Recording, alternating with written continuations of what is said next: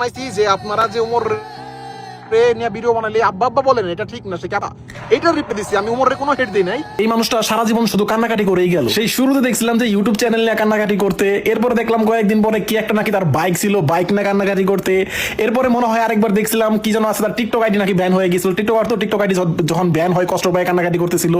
এখন আবার রিসেন্টলি দেখি টিকটক অনেক ভিডিও আসতেছে সে তার মায়ের নিয়ে কান্নাকাটি করতেছে। ভাই বুঝলাম না বিষয়টা, মানে ভাই জীবনে কি ভাইটার কান্নাকাটি ছাড়া কিছুই নাই, আবার পোলাপান দেখি তার আব্বা বলে, মানে আমি আসলে লজিক পাই না খুঁজে আসলে।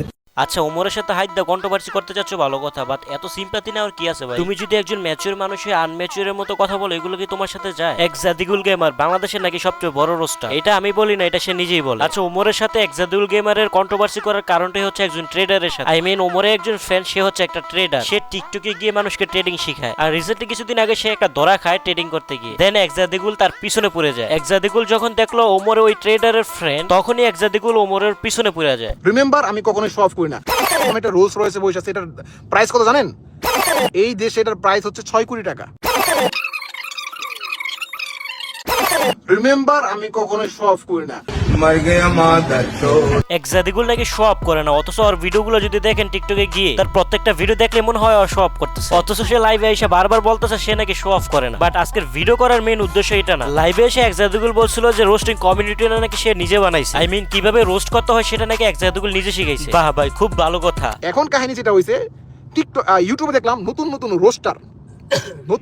রোস্টার, ঠিক আছে, নতুন রোস্টার, তাদের যে ব্যাকগ্রাউন্ড মিউজিকের যে কনসেপ্টটা, এই কনসেপ্টটাও আমি আনছিলাম। তোরা তো বেটা, মানে আমি যার নুন খাই তার গুণ গাই। আমি আরো ওই 4 বছর আগে একজন ট্রেডারের ওই ট্রেডিং শিখে আজকে আমি দুবাইতে বসবাস করি। এখন পর্যন্ত আমি আমার প্রত্যেকটা ভিডিওতে আমি আমার বসের সুনাম গাই, অথচ আমার বস আমার লোক অনেক খারাপ একটা কাজ করছে, এখনো তার সুনাম করি আমি। আর তোরা বেটা কেমন আচুরা, যেই সাদিকুলের কাছ থেকে তোরা শিখলি যে ব্যাকগ্রাউন্ডে গেম প্লে আইনা এইভাবে রোস্টিং ভিডিও বানানো যায়, এই ফ্লোতে কথা বলতে হয়, এইভাবে ব্যাকগ্রাউন্ডে মিউজিক সিলেক্ট করতে হয়, আমার স্টাইল কপি করে আমাকেই তোরা রোস্ট করতেছস। মানে বিষয়টা এমন হয়ে গেল না যে আব্বারে, মানে আব্বার লোকে, মানে আব্বার এখন ভালো লাগে না, আব্বার লোকে তোর নিজের আব্বার লোকে লেগে গেলি, বিষয়টা তো এমন হয়ে গেল। আমি বলতে চাইছি না তোরা, মানে আমি তো আব্বা, এটা আমি এটা বলতে চাচ্ছি না। আরে মাদারচোদ সাদিকুল, তুই তো ইনডিরেক্টলি এটাই মিন করলি যে তুই সবার আব্বা, মানে বিষয়টা কিছুটা এরকম হয়ে গেছে না। আমি কাউরে গালি দিলে সমস্যা নাই, কিন্তু আমার কেউ গালি দিলে তার খবর আছে, ঠিক আছে? কিন্তু তোরা যে ব্যবহারটা করছস, যারা আমাকে রোস্ট করতেছস, ব্যবহারটা এমন হয়ে গেছে যে আমার স্টাইল কপি করে আমারই তোরা রোস্ট করতেছস।